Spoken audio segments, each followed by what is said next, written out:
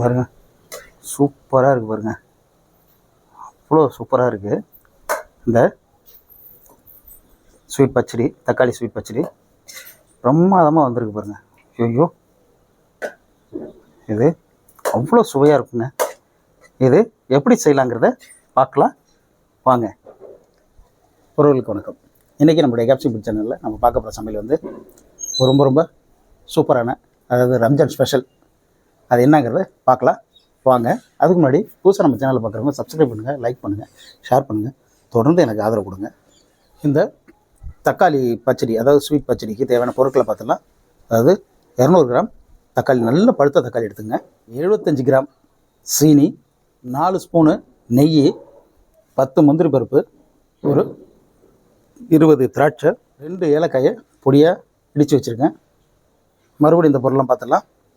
தக்காளி, முந்திரி பருப்பு, நெய், திராட்சை, ஏலக்காய், சீனி. அதாவது தக்காளி பச்சடி செய்ய நம்ம ஒரு பாத்திரத்தை அடுப்பில் வச்சுட்டோம். இப்போ பாத்திரம் சூடாயிடுச்சு. நம்ம நெய் ஊற்றிக்க போகிறோம். நெய் நல்லா சூடாகட்டும். உங்களுக்கு நெய் அதிகமாக பிடிக்கும்னா நீங்கள் தாராளமாக நெய் கூட இன்னும் கூட நீங்கள் ஊற்றிக்கலாம். நெய் சூடாக நெய் நல்லா சூடாயிடுச்சு. இதில் இந்த முந்திரி பருப்பை போட்டு வறுத்துக்கலாம். நல்லா பொன்னிறமாக வறுத்தெடுத்துக்கணும். அது கூட திராட்சையும் போட்டுக்கலாம்.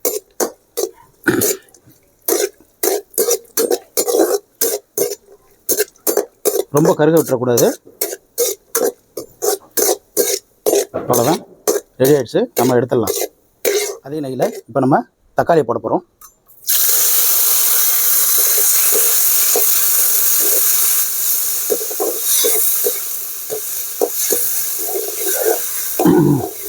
அதாவது இந்த நெய்யில் தக்காளி வதக்கும் போது அவ்வளோ நெய் வாசனை இருக்குங்க.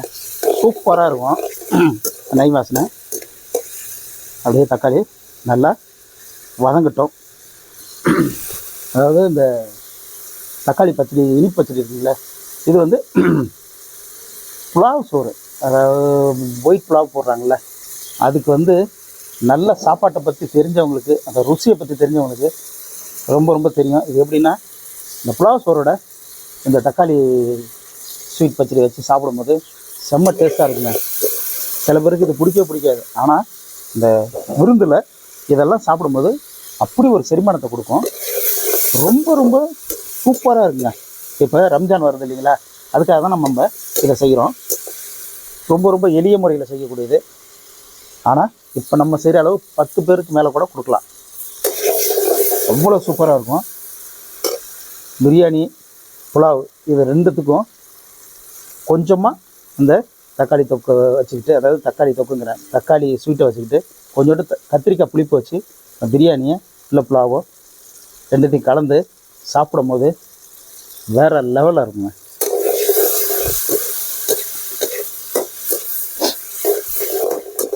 தக்காளி நல்லா உடஞ்சி இந்த மாதிரி வர நேரத்தில் நம்ம சீனியை கொட்டிக்க வேண்டியதான்.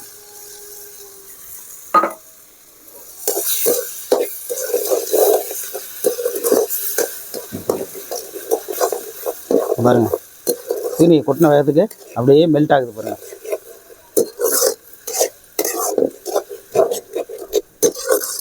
அவ்வளோதாங்க. அதாவது இது எப்படின்னா, அந்த சீனி வந்து நல்லா கரைஞ்சி தேன் இருக்குது இல்லைங்களா, தேன் பக்குவத்துக்கு வரணும். தேன் பக்குவத்துக்கு வரும்பொழுது நம்ம புரிஞ்சிக்கலாம். நல்லா மெல்ட் ஆக ஆரம்பிச்சு பாருங்கள். எப்படி மெல்ட் ஆகுது பாருங்கள். அவ்வளோதாங்க. ரொம்ப ரொம்ப சிம்பிளாக செய்யக்கூடியது, ஆனால் சுவையில் அல்டிமேட்டாக இருக்குங்க. ரெடி ஆகிடுச்சு. நம்ம இப்போ இதில் பேரிச்சம்பழம் இருந்தால் பேரிச்சம்பழமும் கலந்துக்கலாம். இப்போ நம்மள்ட்ட பேரிச்சம்பழம் இல்லை.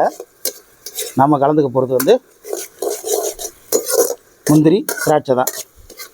பாருங்க, நீங்கள் இனிப்பு வேணும்னா இன்னும் கூட போட்டுக்கலாம். ரெடி ஆகிடுச்சு. நம்ம அப்படியே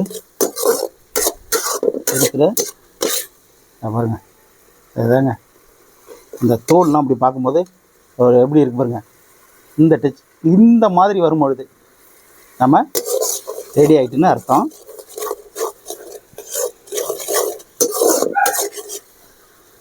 இந்த முந்திரி பருப்பு திராட்சை அதை அப்படியே போட்டுக்க வேண்டியதான். அவ்வளோதாங்க.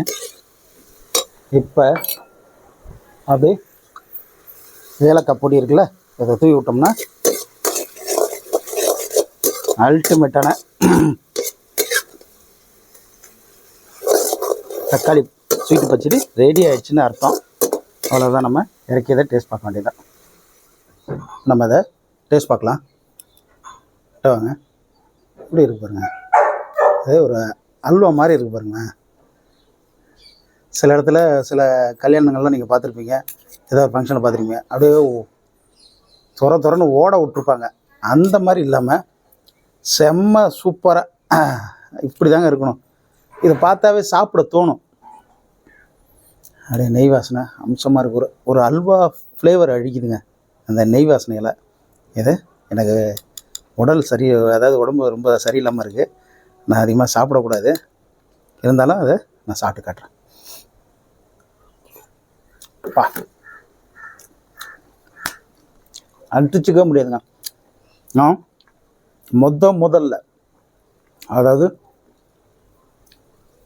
ஒரு 8 வயசு இருக்கும்போது ஒரு முஸ்லீம் ஃபங்க்ஷனில் சாப்பிட்டேன். அந்த டேஸ்ட்டு இன்னும் என் மனசில் நிற்கிது.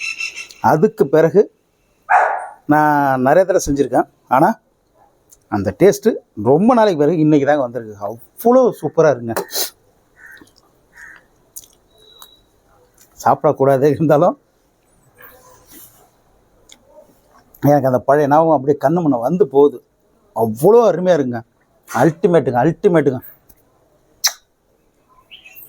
நீங்களும் இந்த ரம்ஜான் ஸ்பெஷல் ஸ்வீட் தக்காளி பச்சடியை செஞ்சு சாப்பிட்டு பாருங்கள். செம்ம சூப்பராக இருக்கும். சாப்பிட்ற வீடியோ, சமைக்கிற வீடியோ, நல்ல கண்டென்ட் உள்ள வீடியோ பார்க்கணுன்னா நம்ம கேப்சிங் சேனலில் தொடர்ந்து பாருங்கள். சப்ஸ்கிரைப் பண்ணுங்கள், லைக் பண்ணுங்கள், ஷேர் பண்ணுங்கள். தொடர்ந்து எனக்கு ஆதரவு கொடுங்க. சப்ஸ்கிரைப் பண்ண நிறைய பேர் பார்க்குறதில்ல, தயவு செஞ்சு பாருங்கள். நீங்கள் இல்லாமல் நம்ம சேனல் கிடையாது. நீங்கள் கொடுக்குற ஆதரவில் தான் நான் புதிய சமையலை தொடர்ந்து போட முடியும். உங்களுடைய ஆதரவு இல்லாமல் நம்ம சேனல் கிடையாது. உங்களுடைய ஆதரவு எனக்கு என்னன்னைக்கு வேணும். நன்றி உறவுகளே.